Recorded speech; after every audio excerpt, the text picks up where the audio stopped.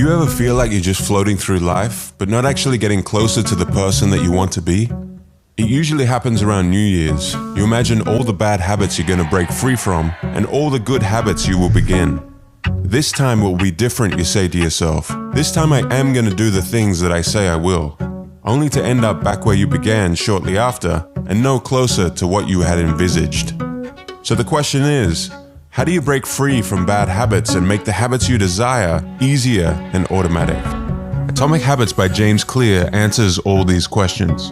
We're going to be doing a fast-paced, detailed summary of the book and dive deep into topics like habit loops, dopamine spikes, priming your environment, plus heaps more. And make sure you stick around until the end of the video where I go through step by step how I'm personally using this book to improve my own habits. I hope this summary inspires you to go out and grab a copy of the book for yourself, because this book deserves a space on everyone's bookshelf. Let's jump into it. Imagine a plane taking off and traveling from New York to Los Angeles.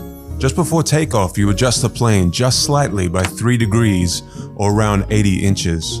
If you were to keep flying in a straight line, you would end up closer to Tijuana in Mexico than in your intended destination of Los Angeles. And the same goes for our habits. Tiny changes in our habits can change the trajectory of our lives in ways that we can't even notice until many years into the future looking back, in both good ways and bad. You are your habits. The power of atomic habits. A slight change in your daily habits can guide your life to a very different destination. Massive action versus 1% improvements. Far too often we convince ourselves that massive success is only possible through massive action in any goal we are pursuing. We expect ourselves to make some quantum leap or momentous improvement that will gain others' attention. However, it is the tiny improvements that aren't even noticeable at first that create incredible change. Let's look deeper into the math. 1% better every day for a year will compound to 37 times better. But 1% worse every day over a year will bring you close to zero. Your habits can compound against you in the form of things like stress or negative self-talk, or they can compound for you in the form of things like knowledge, productivity, skills, and relationships. Success is the product of daily habits, not once-in-a-lifetime transformations. The truth about progress. When you start any endeavor in your life, here is what you think should happen: linear progress. But here is what actually happens. Notice this section here in the beginning.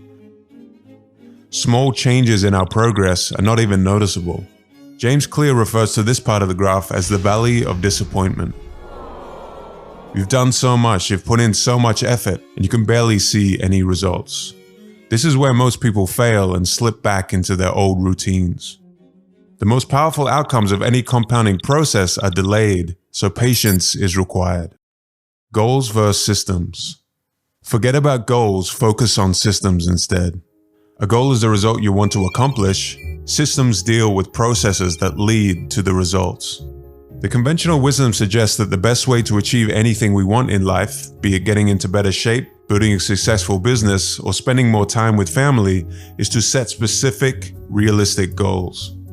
But if you completely ignored your goals and focused only on your systems, would you still succeed? The author of this book argues that you would. Here are some problems with only having goals. Successful and unsuccessful people share the same goals, so therefore the goal cannot be what differentiates winners from losers. Achieving a goal only changes your life for that moment in time. Goals can create an either-or conflict. Either you achieve the goal and succeed, or you don't and you're a failure, even if you are making progress in the right direction. When you achieve a goal, what do you do after? If your goal was running the local marathon, chances are after completing it, your motivation will quickly fade and you will just slip back into your old routines. Goals are good for setting a direction, but systems are best for making progress. A system of atomic habits. The problem with changing your habits is not you. The reason why you repeat the same bad habits for so long isn't because you don't want to change, but because you have the wrong system for change. Atomic habits are small routines and behaviors that accumulate to produce incremental positive outcomes over time. Big breakthroughs tend to get more attention than small improvements, but what really matters are the little daily decisions and actions we take. Just as atoms are the building blocks of molecules, atomic habits are the building blocks of remarkable results. There are 3 layers to behavior change. The first layer is changing outcomes, the result. Losing that weight, writing that book, or winning the season. The outcomes are what you get. The second layer is changing your process, what you do. The new workout routine, or developing a daily reading habit. And the third layer is changing your identity, what you believe, your worldviews, and how you think about yourself and others. Most people focus on the outcomes, but the best way to change your habits is by focusing on the person you want to become instead of the results that you want. The goal isn't to learn an instrument, it's to become a musician. The goal isn't to run a marathon, it's to become a runner. When something you want in your life becomes part of your identity, that is when your behaviors will start to naturally change. When you tell yourself and others, I'm a runner, you want to live up to that identity. Remind yourself, every time you do a workout, you are an athlete. Every time you write a line of code, you are a programmer. And each time you instruct your team, you are a leader. The habit loop. A habit is when something becomes repeated enough times that it becomes automatic. Ultimately, we want our habits to solve problems in our lives with the least amount of effort. A habit is formed and reinforced by means of a continuous feedback loop. Cue, craving, response, reward. The key to creating habits that stick is to create feedback loops that are continuously being improved. Cue, phone buzz. Craving, want to know who messaged. Response, pick up the phone. Reward, solve the problem of who messaged. Cue, mind goes blank at work. Craving, want to alleviate the frustration. Response, check social media. Reward, satisfy the need to feel less frustrated. Over time, rewards become associated with cues. So in this example, checking social media becomes tied to your mind going blank at work. And then checking Facebook may be the cue to check Instagram, which becomes the cue to watch YouTube. And before you know it, your mind going blank cue has led to 20 minutes of wasted time. And the more you repeat these habit loops, the stronger and more automatic they become. Cues can really be anything. A smell, a sound, a sight, a person, a location. Try to think of any cues in your daily life that are initiating your good or bad habit loops. So how can we influence the habit loop to work for us? This book shows us the 4 laws that will guide us to do just that. Law 1. Make it obvious. Most of your current habits are so automatic that you don't even realize them. You must first become aware of your habits before you can change them. You can achieve that with your habit scorecard. Write down all your daily behaviors on a habit scorecard, from the moment you wake up until the moment you go to bed. Your scorecard may look something like this. Based on whether it helps you become the person you aspire to be, categorize each habit as positive, negative, or neutral. At this stage, we aren't trying to change anything, but just observe what is actually going on in our daily lives. Until you make the unconscious conscious, it will direct your life and you will call it fate. Carl Jung.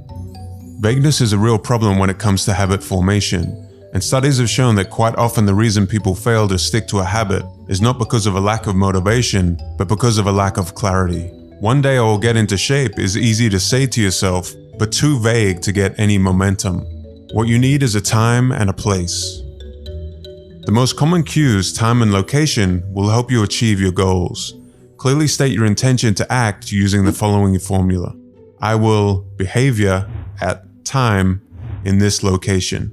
Here is a bad example. I will read more this month. Here is a good example. I will read a book for 15 minutes daily at 6 a.m. in the spare bedroom. Another good way to get a habit started is by habit stacking.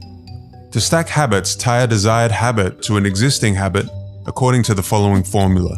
After current habit, I will new habit. For example, after I brush my teeth, I will stretch for 5 minutes. You can stack habits together. For example, after you finish brushing your teeth, you will meditate for 10 minutes and then plan the rest of your day before checking social media. The chain of habits is more likely to be sustained if you practice this consistently. Choosing the correct trigger is essential. You need a trigger cue. Your trigger should be something that you do automatically without fail during your day, such as waking up, turning off your alarm, or brushing your teeth. James Clear tells us in the book that motivation is highly overrated. You can better shape your behavior by designing your environment. We are more influenced by our environment than our willpower or motivation. It's hard to stick with positive habits in a negative environment. Environment is the invisible hand that shapes human behavior.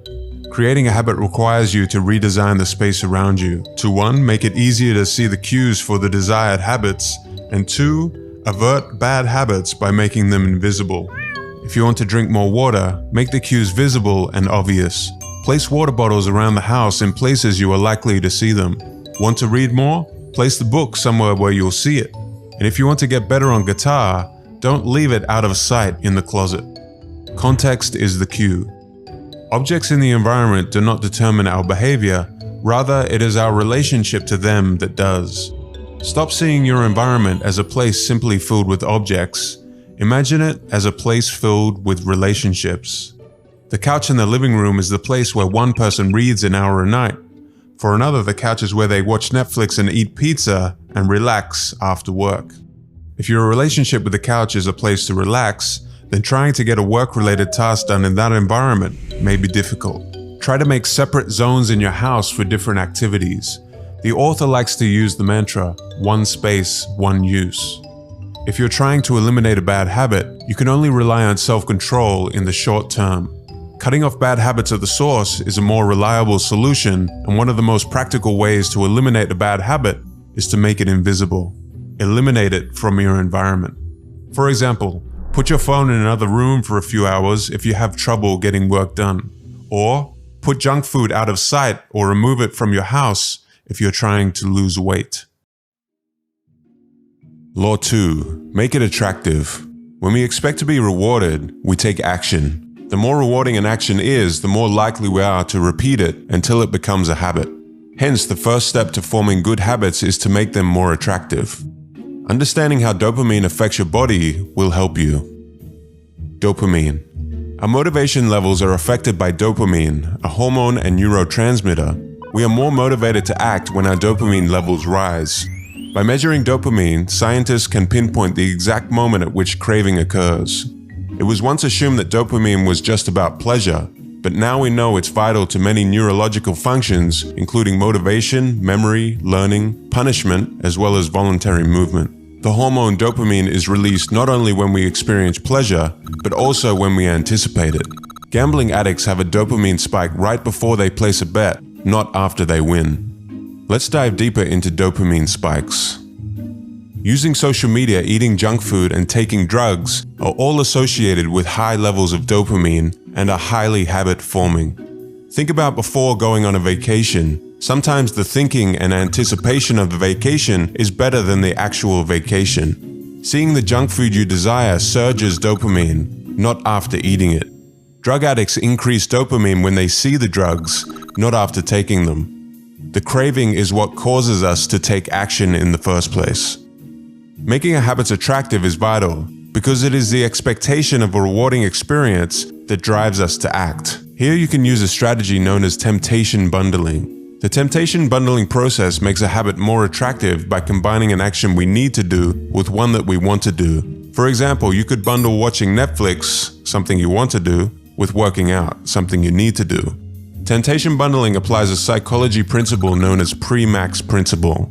Developed by Professor David Primal, the Primal principle states, more probable behaviors will reinforce less probable behaviors. In other words, even if you're not looking forward to doing some exercise, you become conditioned to do it because you get to do something else you really enjoy. Group influence. We are continually wondering, what will others think of me, and altering our behavior based on the answer. We are influenced by the people closest to us and the groups that we belong to. If you're trying to build a good habit, one of the best ways to reinforce the habit is to find and become part of a culture where that habit is the norm. If you want to get into better shape, surround yourself with fit people. If you want to read more, join a book club. Primal motivators, the source of cravings. In your normal everyday life, you wouldn't say something to yourself like, I want to eat pizza because I need to consume this food to survive. Surface level cravings are merely manifestations of our deeper underlying motives, and these underlying motives guide our behavior. Here are some examples from the book of underlying motives. Conserving energy, obtaining food and water, finding love and reproducing, connecting and bonding with others, winning social acceptance and approval, reducing uncertainty, achieving status and prestige. Your brain did not evolve with a desire to smoke cigarettes, check Instagram every 5 minutes, or to play video games. Online platforms and products do not invent new motivations, but rather appeal to the underlying motives of human nature that we already have to gain our attention. Your habits are modern-day solutions to ancient desires, new versions of old vices. The underlying motives behind human behavior remain the same. People who have the underlying motive of connecting with others may jump onto Facebook. Others seeking the underlying motive of finding love and reproducing may sign up for Tinder. If you want to reduce uncertainty, there's Google for that. And seeking social acceptance, there's Instagram. Reprogramming your brain to enjoy hard habits. You can make hard habits more attractive if you can learn to associate them with a positive experience. By highlighting the benefits of a habit rather than its downsides, you can quickly reprogram your mind and make it seem more appealing. For example, fitness equals health and well-being and not fatigue. Cleaning the house, an environment conducive to peace of mind and not wasted time. Saving money, future financial freedom and not sacrifice. Make it unattractive. To break a bad habit, do the same but highlight the benefits of not doing that habit to make it as unattractive to keep doing as possible. Law 3. Make it easy. How long does it actually take to form a new habit? During habit formation, a behavior becomes increasingly automatic as it is repeated. As you repeat an activity, your brain changes in order to become more efficient at doing it. Long before neuroscientists dug into the process of forming habits, repetition was known as a powerful tool for establishing habits. You activate particular neural circuits associated with habits every time you repeat them. So framing habit formation in terms of time is flawed. It should be framed in terms of number of repetitions. Reducing friction, the law of least effort. The more energy required, the less likely it is to happen. It takes almost no energy to get into the habit of reading one page of a book each day. Habits are more likely to occur when they require less energy. The bigger the obstacle, the more friction there is between you and the desired outcome. If you need to travel 20 minutes out of your way to go to your gym, chances are you will not. But if your gym is located on your commute to work, you will greatly decrease the friction. By making your good habits more convenient, you're more likely to stick to them. Your life will be easier if you find ways to reduce friction rather than trying to solve it. In order to build better habits, we have to find ways to reduce friction associated with our good habits and increase friction associated with our bad habits. Priming the environment for use. By automating or setting up your environment, you can reduce the friction for future action.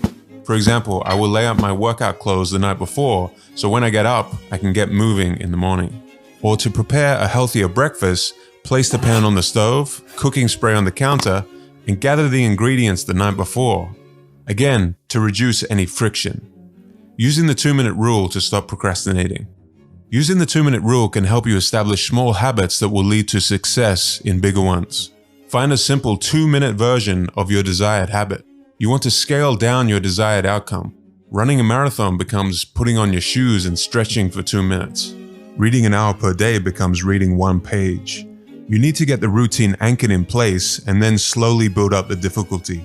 After you've mastered the 2-minute habit, you can progress to the next phase. To make something more difficult, think about ways you can create barriers of friction between yourself and the bad habit. Make it as impractical as possible. If you want to watch less TV, unplug the TV after each use and put the remote in an inconvenient location. When you go shopping, leave your credit cards under the seat of the car if you have a bad habit of spontaneous spending. Do anything you can to make your bad habits less likely to occur. Law 4. Make it satisfying. The most important rule of behavior change. A feeling of pleasure is a message to the brain, this feels good, let's repeat this next time. When you experience pleasure, your brain learns that a behavior is worth remembering and repeating. What is immediately rewarded is repeated. What is immediately punished is avoided. The first 3 laws increase your chances of doing the habit this time. The last law increases your chances of repeating the habit next time. The mismatch between immediate and delayed returns. It is common for us to feel good about our immediate results, but bad about our long-term outcomes when we practice bad habits. It is the opposite with good habits. The immediate result is unpleasant, but the ultimate outcome is satisfying.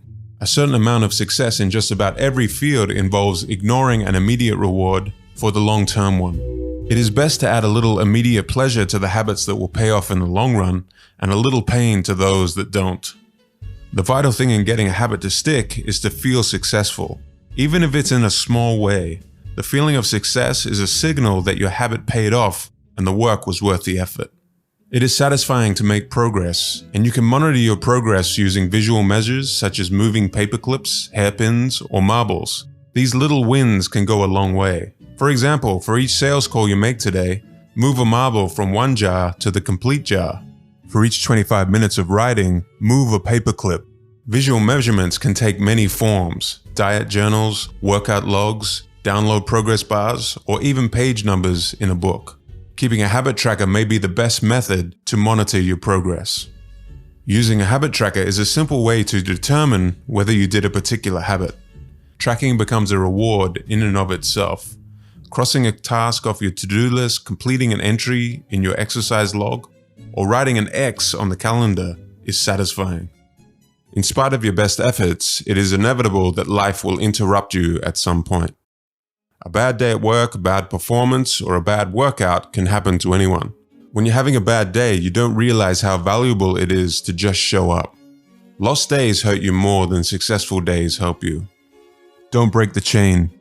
Every time you cross a day off your calendar for a given habit, you are creating a chain. Showing up is so important. Missing 2 days or links in a row is the start of a bad habit. Even if you usually do 50 push-ups, just do 10 on that given day if that means not breaking the chain. Breaking a bad habit. Make it unsatisfying.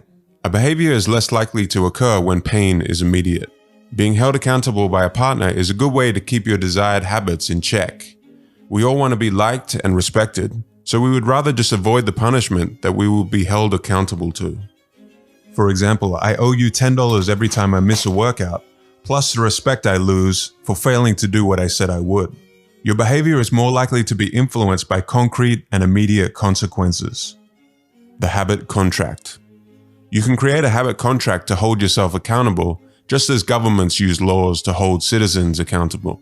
You can create a habit contract either verbally or in writing, which makes it clear that you will honor a particular habit and there will be punishments if you do not. You can then use your accountability partners to enforce this contract.